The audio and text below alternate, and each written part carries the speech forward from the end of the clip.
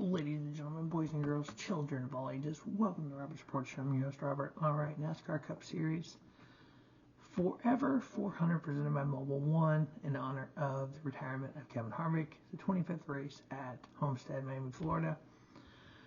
400.5 miles, 267 laps, 3 stages, 80, 85, 102. Fuel window is 61 to 65, so there will be pit stops in each stage. More than likely they'll split the stages in half. And then 9 sets of tires. Yeah, we can run into tire issues if there's a lot of cautions. Because this track is very tough on tires. So it's going to be like a cheese grater. So 20 laps, they get a caution, they're going to want tires. So managing tires is going to be the key. Because you could have a long run, 50, 60 laps on tires. But then you could have those short runs where you want tires. Last 5 races, Chevrolet has 1-2 back-to-back, and then Toyota 1-2 back-to-back, and then Ford 1-1 before that, and those back-to-back with Chevy have been both Hendrick Motorsports. 1 year ago, Kyle Larson won Stage 1, followed by William Byron, Martin Truex Jr., Tyler Reddick, Austin Dillon. Stage 2, same thing, Kyle Larson, Martin Truex Jr., William Byron, Ryan Blaney, Brett Keselowski. Top 10 race was Kyle Larson, Ross Chastain, AJ Allmendinger, Austin Dillon, Brett Keselowski, Martin Truex, Denny Hamlin, Kevin Harvick, Kyle Busch, and Daniel Suarez. Kyle Larson, Tyler Reddick, these kind of guys that just like to rip the walls, kind of the dirt guys, they just rip the cushion, just like Christopher Bell. They're going to run well here. If you look at the last 3 Homestead races, Larson was only in 2 of them. 2.5 average finish with a win. AJ Allmendinger last year finished 3rd, and he was coming at the end. If he wouldn't have run out of laps and tires, he probably would have got there. Denny Hamlin, 6.3 in a win. Martin Truex Jr., 7.0. William Byron, 7.3 in a win. Austin Dillon, 7.7. So he needs a good run. Good top 10 run for that team would be good. Kyle Busch, 8.3. Ross Chastain, 9.5. This is averages in the last 2 races at Homestead. Chase Elliott, 10.0, Brad Keselowski, 10.3, and Michael McDowell, 12.3. If we look at just the high tire wear tracks, so a lot of comparisons to Darlington and to Auto Club Speedway. This track isn't as bad as Darlington, but it's getting there. And that's good because it makes it hot, slick. Move around a lot. If you watched that Xfinity race yesterday, you saw those cars, 30, 40 lap tires, they're just moving. I mean,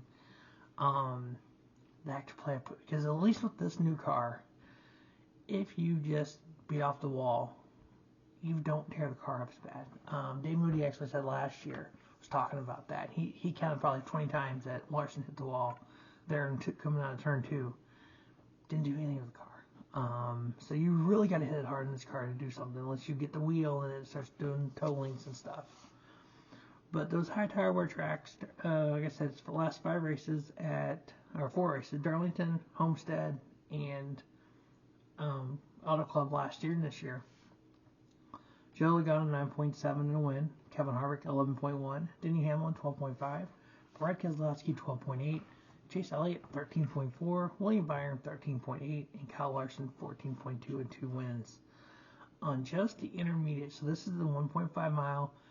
Like the Darlington 1.36 is in there, Nashville 1.33 is in there, and then all the 1.5 miles. 9 races in 2023. William Byron, 4.4 average finish and 3 wins. Bubba Wallace, 9.6. He put that Grimace McDonald's Camry on the outside of the front row.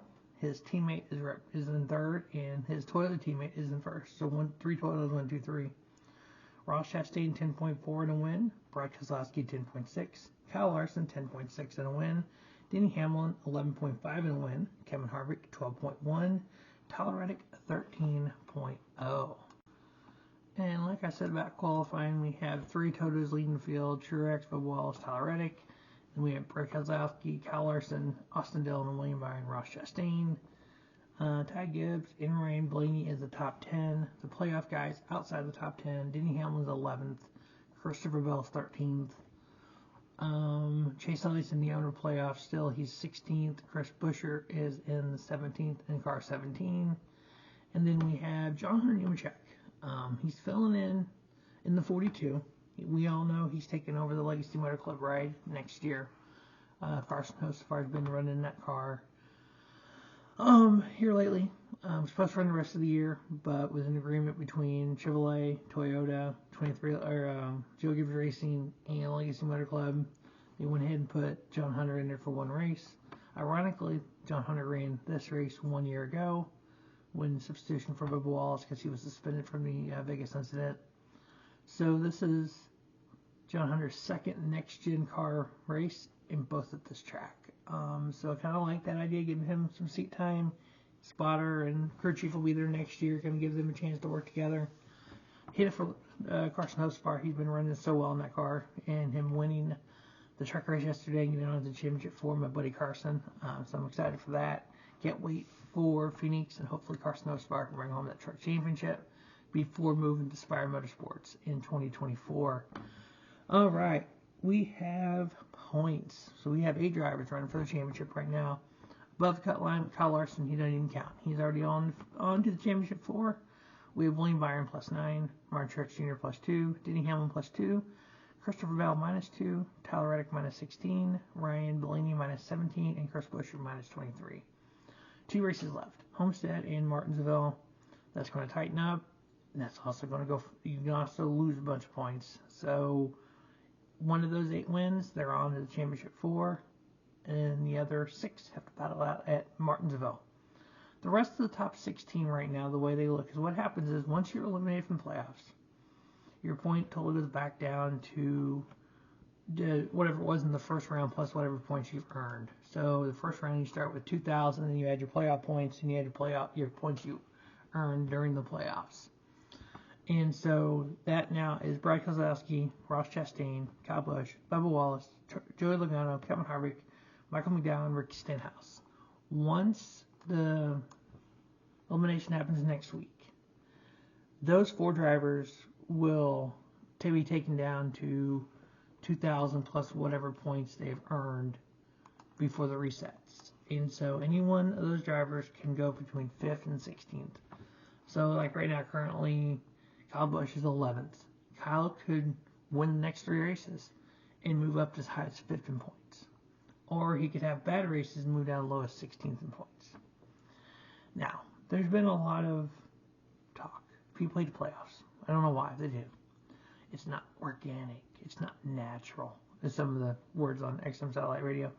There's a Twitter account that the Winston Cup points. Every week they put out the Winston Cup points. Well, I'm sorry, but you can't compare the two eras. Number 1, that was 2003. Number 2, we don't run the same way now. The races aren't done the same because of stage racing. So if you want to look at non-playoff points, don't go back to the Winston Cup era and bring out that stupid point system. Because here's the thing. In today's points, if you win the first stage, you win the second stage, you have 2 great races, you dominate the race so far, and for some reason you have an issue and you fall to 30th. You're getting 20 points for the stages and then whatever 30th place pays. In the old point system, in the old Winston Cup days, you were only getting points for 30th position. You get 5 points for leading the lap, 5 points for leading the most laps, and then your points for finishing 30th. If you want to look at points non-playoff, we can do that, but we use today's point system. So, I've done that. So, we have William Byron leading. We have Denny Hamlin -2. This is non-playoff, non-reset. This is if playoffs didn't exist, but the current stage racing did, and you run it all the way through. Denny Hamlin second -2. Good battle. Christopher Bell -45. Martin Truex Jr. -65. There we go. The most points you can earn in a race is 60. We have 3 drivers within a race of one another. That's it. Truex -65. Kyle Larson will be -72. Brad Keselowski -121. Tyler Reddick -129. Chris Buescher -157. He's 8th in points. And without playoffs, without resets. Basically no chance of winning the championship. Currently, he has a chance of winning the championship. Ross Chastain -171 and Ryan Blaney -172 in 10th. Now, with 3 races left, because of the charter system, you're guaranteed, these drivers are guaranteed at least 1 point. So the most you can gain on someone's 59 points. 177 points you are mathematically eliminated from the championship hopes. Nobody below Ryan Blaney in 10th in the old with non-playoffs would be mathematically already eliminated from playoffs. We currently have 8 eliminated from playoffs, or we only have 8 available. I like today's stage elimination playoffs because it makes those races mean more.